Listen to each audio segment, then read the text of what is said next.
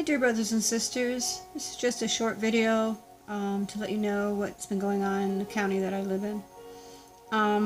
We're now under a stay-at-home executive order, and they changed it from a shelter-in-place order so that if they find any people out, that aren't staying in their homes, that have no good reason to be out wandering about, that they can fine them up to $500, or they can arrest them and put them in jail for up to 60 days. So that's what's going on here. So, but despite all that, I'm still trying to stay close to our Holy Lord, and I feel peaceful about it. I'm not like panicking or having anxiety and stress over it. I just think it's getting a little out of hand or weird, that they're taking so much rights away from people, and they're just, I know it's a real thing, people are getting sick, but it just seems to me that they're using this as a way to take more control over our lives. And I feel more of the peace that comes from our Holy Lord when I read Psalm 23, and I'm going to read that for you now. The Lord is my shepherd, I shall not want. He makes me to lie down in green pastures. He leads me beside the still waters. He restores my soul. He leads me in the paths of righteousness for his name's sake. Yea, though I walk through the valley of the shadow of death, I will fear no evil. For you are with me, your rod and your staff, they comfort me. You prepare a table before me in the presence of my enemies. You anoint my head with oil, my cup runs over. Surely goodness and mercy shall follow me all the days of my life, and I will dwell in the house of the Lord forever. And I also have been finding comfort when I read Psalm 91. And I'll read that for you, which you're probably very familiar with in the first place, but it does give you a sense of peace that our Holy Lord is watching over us and protecting us. And he who dwells in the secret place of the Most High shall abide under the shadow of the Almighty. I will say of the Lord, he is my refuge and my fortress, my God, in him I will trust.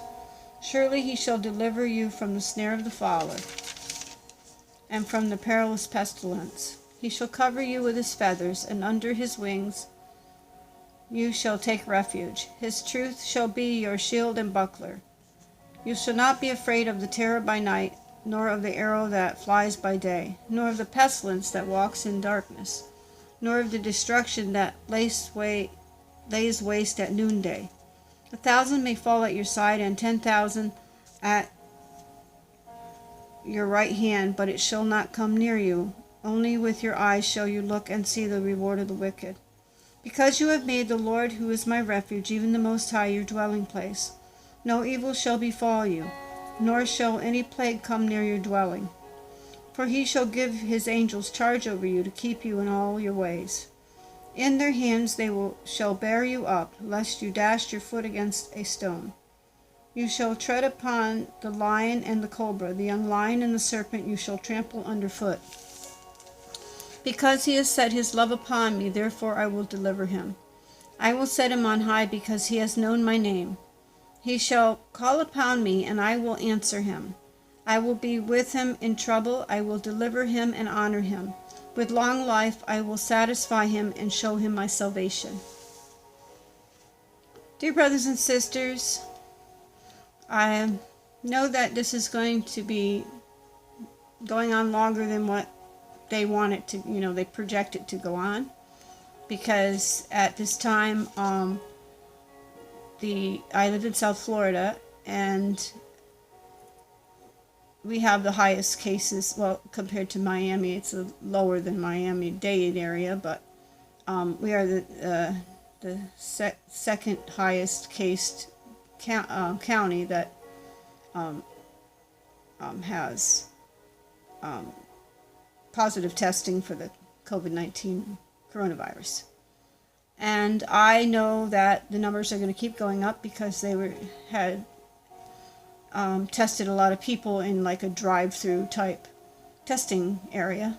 So the numbers are going to continue to go up. But I'm not I mean, I don't believe it's going to get, the state of Florida is going to get as high as like New York City or California. Because now they're blocking people from coming in from those from the areas that have the, like they call hot spots.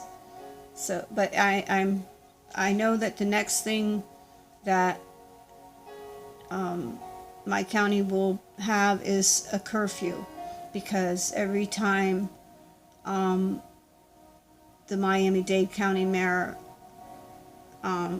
puts in a new executive order, it seems like 2 or 3 days later, if that Broward County also gets those executive orders in place.